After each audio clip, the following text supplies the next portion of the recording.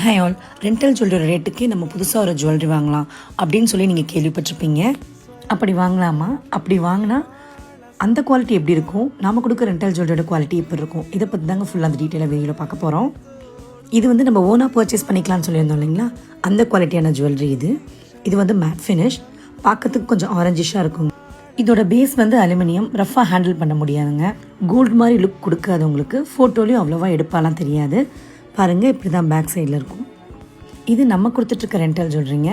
இதில் ஃபினிஷிங் வந்து அப்படியே கோல்டில் எப்படி இருக்குமோ அந்த மாதிரி லுக் வந்து கொடுக்கும்.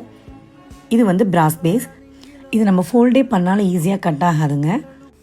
நீங்கள் ஒரு ஈவெண்ட்க்கு வேர் பண்ணுறீங்க அப்படின்னா இது கோல்டாக லிமிட்டேஷன் கண்டுபிடிக்க முடியாத அளவுக்கு தாங்க இருக்கும். நாங்கள் ரெண்ட்டு கொடுக்கறதும் ப்ரிஃபர் பண்ணுறதும் இந்த மாதிரி ஜுவல்லரி தாங்க. இந்த இன்ஃபர்மேஷன் உங்களுக்கு யூஸ்ஃபுல்லாக இருந்ததுன்னா லைக் பண்ணி ஃபாலோ பண்ணி ஃப்ரெண்ட்ஸ் அண்ட் ஃபேமிலிக்கு ஷேர் பண்ணிக்கோங்க. உங்களுக்கு ரெண்டல் ஜுவல்லரி வேணும் அப்படின்னா ஸ்க்ரீனில் இருக்க காண்டாக்ட் நம்பர் காண்டாக்ட் பண்ணி புக் பண்ணிக்கோங்க. தேங்க்யூ.